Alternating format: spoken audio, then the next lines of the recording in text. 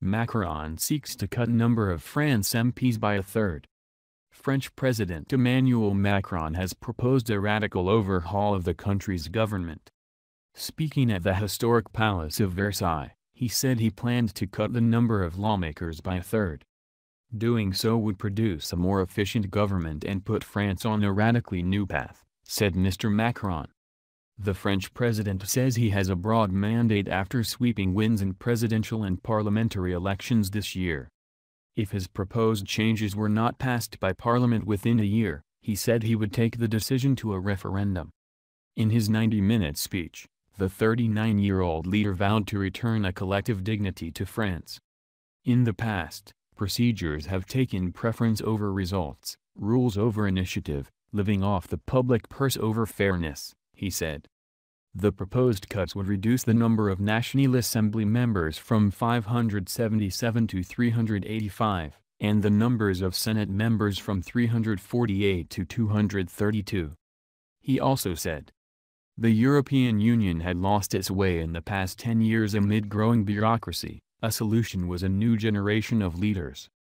France's electoral system would be changed to allow more proportional representation, so more voices would be heard at government level.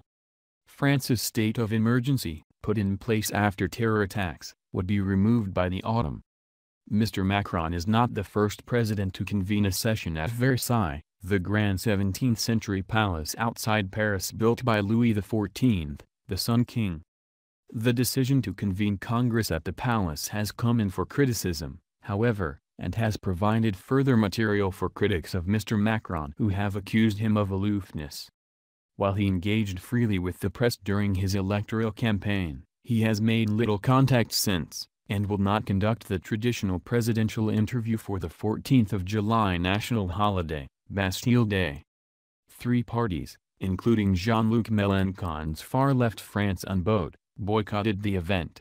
Mr. Mélenchon accused Mr. Macron of crossing a line with the pharaonic aspect of his presidential monarchy. The front page of Monday's Liberation showed an image of Mr. Macron as Jupiter, the god of gods, holding forked lightning. Expressing concern, the center-left newspaper said the session in Versailles was the latest manifestation of the president's authoritarian nature.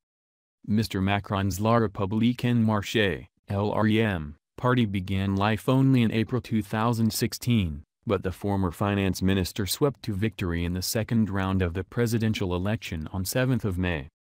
A month later, his party and its allies went on to claim 350 of the 577 seats in parliamentary elections, a win he says has given him the mandate to push through wide-ranging social and economic reforms. Meanwhile, police have confirmed that a suspected far-right extremist has been charged with plotting to kill Mr. Macron at the Bastille Day parade later this month. Macron reveling in symbolism, Hugh Schofield, BBC News, Paris. The style of the Macron presidency is becoming clearer. He thinks that Charles de Gaulle, founder of the Fifth Republic, got it right. France's head of state should be distant, surrounded by symbolism and mystique, above the fray. That is why he decided to call this exceptional joint session of the Senate and the National Assembly, to set out to lawmakers from his position of supreme authority what he expects of them in the years to come. Of course, it's convenient that the session took place in Versailles, a place of monarchical associations like no other.